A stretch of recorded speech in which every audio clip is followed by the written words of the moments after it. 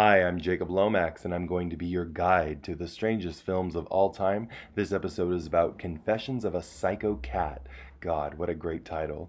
Frank Henenlotter is an American filmmaker, creative genius behind Frankenhooker and Basket Case, is also a film historian specializing in exploitation films, and he's one of the faces of Something Weird Video. I once wrote Frank a letter thanking him for his work in film preservation, and he replied with good humor that Something Weird Video saves films that most film societies wish people would just forget about. I thought there'd be something stronger here than just pot, like real narcotics.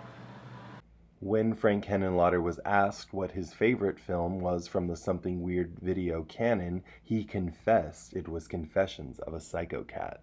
Must be joking. I'm not joking! By no means a perfect film, it actually suffers a little bit from being a somewhat decent adaptation of The Most Dangerous Game crammed into a really terrible sexploitation film, with the kind of party scenes of orgy hippie junkies my parents warned me about.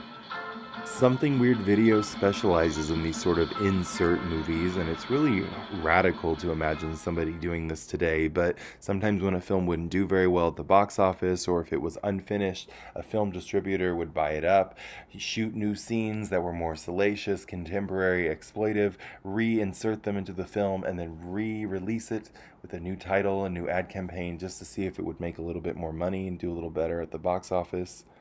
The film also features some fantastic stunt casting in the form of Jake Raging Bull LaMotta, and after you see Confessions of a Psycho Cat, you'll wonder why it wasn't an antidote in Martin Scorsese's famous film Raging Bull. Jake LaMotta's scenes are some of my most favorite, especially his encounter with a hooker and Heather Mazzarato look-alike. Well, answer it! Come back here, you bitch! Hello? Okay, lady, now you get yours. Oh, really? His demise, which is done in a bullfighting motif, is just completely unreal. I'm excluding the clips of his demise. I want you to see them for yourself. But this is my other favorite moment when the crazy rich lady Virginia, she's delirious and soaking up an invisible applause.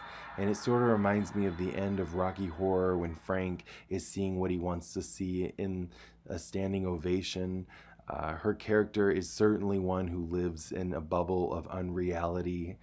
And the plot follows her offering a vast sum of money to three men who are then hunted down in Manhattan like safari animals, or in one case like a bullfighter. And in 24 hours, if they survive, they keep the vast fortune. It's full of really unusual non-actors, non-performers, like this hilarious hooker, like I mentioned earlier. And it has a really so bad it's good quality to many segments of the film. Right here. This is the only place I can stand it. All these people running around nude. Look at them.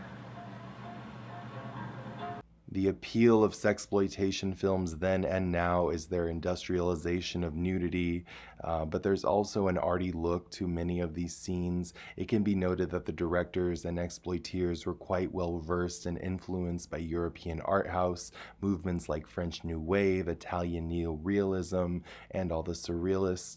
These movements broke taboos alongside with exploitation filmmakers, and some debate who copied who. I think they all just really copied each other. It can be noted too that these films played alongside the art house films, so they all played in the same theater. You saw the scuzziest grindhouse next to the artiest art house film. I have an unending admiration, love for Something Weird Video. If you are interested in fringe cinema, archive footage, or just looking for something completely different in your life, look them up, somethingweird.com. They have hundreds of titles of all different genres, from kind of G-rated to triple X even. It's so weird. They deserve an award for film preservation and for being historians. I just want to thank you guys so much for watching Strangest Films. I'm Jacob Lomax. Please like and subscribe. I will be posting more items on the strangest films of all time.